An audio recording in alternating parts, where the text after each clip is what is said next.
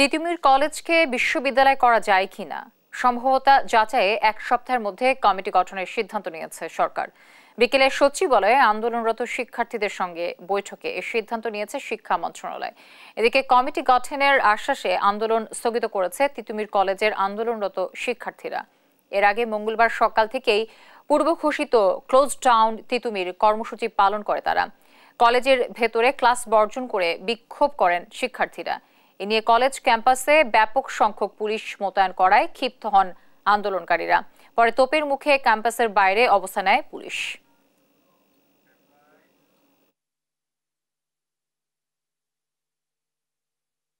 আন্দোলন তো হচ্ছে আজকের না, দীর্ঘ 27 বছর ধরে এই আন্দোলনটা চলে আসছে।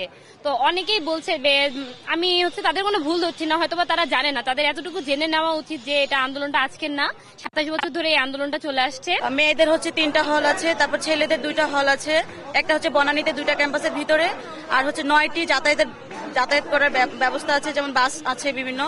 তারপর হচ্ছে যে আমাদের যে শিক্ষার মান অনেক ভালো হয়, আর স্টুডেন্টও যথেষ্ট পরিমাণ স্টুডেন্ট আছে। মানে একটা বিশ্ববিদ্যালয়ের দাবিতে যতটুকু ফেসিলিটিস দরকার সবগুলো আমাদের তিতুমির কলেজে আছে। বিভিন্ন সময় আমাদের পরীক্ষা, আমাদের হচ্ছে ক্লাস নিয়ে অনেক ধরনের সমস্যা ফেস করতেছে। আমাদের 22টা ডিপার্টমেন্ট আছে আমাদের ক্যাম্পাসে, সব আলাদা আলাদা ডিপার্টমেন্ট, কিন্তু টিচার পর্যাপ্ত পরিমাণে টিচার নেই। এটা হচ্ছে আমাদের যদি নিজস্ব ক্যাম্পাস মানে নিজেরা যদি পরিচালনা করতাম, স্বতন্ত্র হতো, তাহলে আমরা আমাদের মতো করে পরিচালনা করতে পারতাম।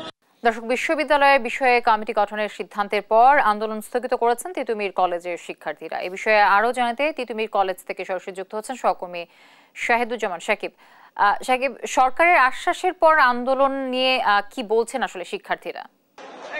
জ্যোতি, আজকেও কিন্তু আসলে তিতুমির কলেজকে বিশ্ববিদ্যালয়ে রূপান্তরের দাবিতে শিক্ষার্থীরা সকাল থেকেই ক্লোজ ডাউন তিতুমির কর্মসূচি পালন করছিল, এবং ফলে কিন্তু সকাল থেকে তিতুমির কলেজের সকল প্রকার একাডেমিক এবং সব ধরনের কার্যক্রম কিন্তু বন্ধ ছিল। শিক্ষার্থীরা সকাল থেকে ক্যাম্পাসে অবস্থান নিয়েছিলেন।